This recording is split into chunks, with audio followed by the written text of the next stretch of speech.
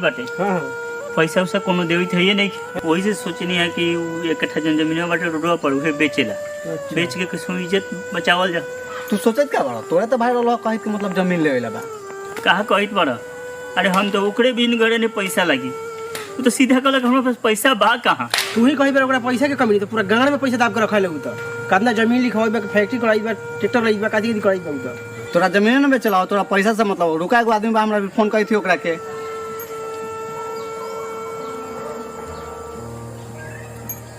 Hello. हाँ hello. कहाँ हमारा भैया का नहीं टहलाई थी, सुबह टहलाई थी और का एक आदमी जमीन लाए लख हो, जमीन मतलब बेचला कहित लख के बा? तोरे भाई हथुन।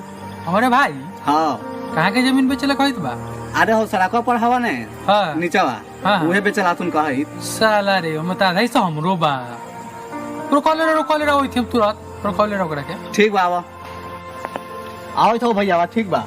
ओला तू टेंशन मत लिहा, झगड़ा उगड़ा कुछ नहीं होई। अरे हमनी के हिन तो ड्राइवर में तोरा हमनी के हिन रे मर्द ड्राइवर में तू बस कहा कहीं भाई अपन घर के बात, हम पैसा लगा नहीं उहे इंसान भेजू तो कहलक पैसे नहीं, हमारा इज्जत से ओकरा कोई मतलब नहीं। आ देखा जमीन के नाम से हुआ तो जमीन ले तैयार हो गलो जमीन ला बोला पैसा हो गए। बोला हो जाला बताओ चुदवा जमीन बेची तो अकेले ओकर दादा के जमीन हमारो में हिस्सा है ने खासर के गाने हम फाड़ अब बुढ़वा कल बेचोई तो दोगला बा, बाप बा के दोगला बा, जमीन बेचले बा उसका देले बा।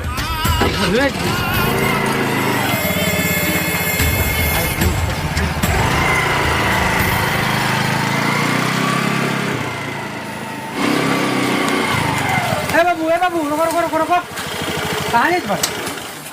कहूँ जाइयो से तोरा का काम हो? कहाँ जाइयो जमीन बेचे छवा? लाख से बेच सकते मर के बेचे ज्यादा भागवा का देखा तो बुढ़वा के भाग ए जना रख जल्दी है आवा सुनते नहीं का कहत रे?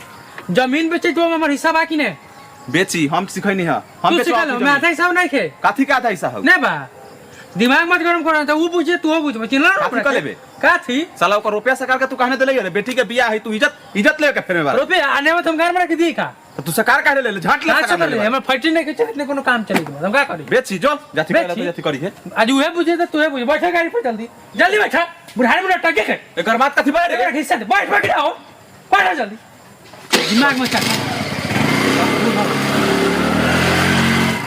चल तब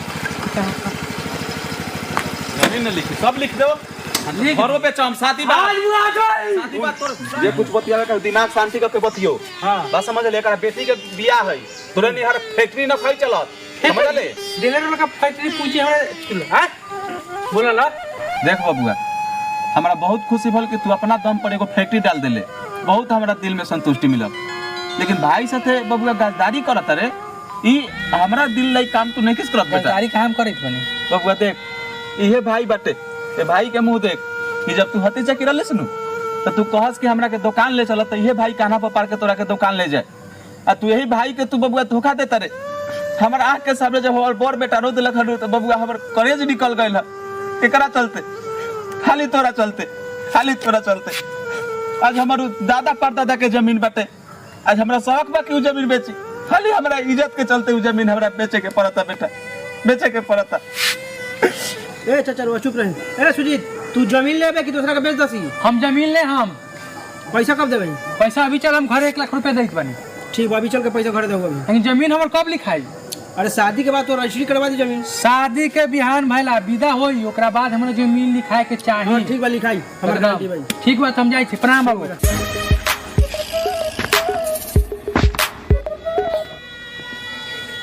बबुआ ए बेटा तू कहाँ रो तर? ए बबुआ मत रो बबुआ, अरे जाए ना बाबू आज हमरा इतना बुझाई चटे कि जौन भाई हम इतना कइनी आज उहे भाई हमरा ला इतना धोखा देलक। जाए दे बबुआ बाबू कोनो बात नहीं के। अरे भाई तोर भाई बाटे ओकरा मन में जब तोरा खातिर द्वेष आगल बाटे कोनो दिक्कत नहीं के बेटा, मत रो शादी ब्याह जवन बाटे नु अच्छा से तू कल ओकरा बाद कोनो बात के निर्णय करल जाए। ठीक बा बाबू मत रो बबुआ, ठीक बा बबुआ, ठीक बच्चा चल चल मत रो बेटा मत रो। नमस्कार प्रणाम, हम है सुजीत सतरंगी। आइए हमने के पूरा सतरंगी इंटरटेनमेंट के पूरा टीम ई जौन लोग वीडियो देखनी है ई वीडियो में एगो भाई के धोखा देवाला बस हमनी के ये चीज़ दर्शैले रहनी है कि कैसे एगो भाई के धोखा दे देवाला पैसा अच्छे तो भाई के पैसा नहीं मिलत अटे इज्जत प्रतिष्ठा जाए के सवाल तबे यहाँ जमीन बेचात लख तो ऐसा वीडियो देखे खातिर हमनी के चैनल के सब्सक्राइब करी, लाइक करी, कमेंट करी, शेयर करी, हमनी के पूरा सतरंगी इंटरटेनमेंट के सपोर्ट करी। प्रणाम।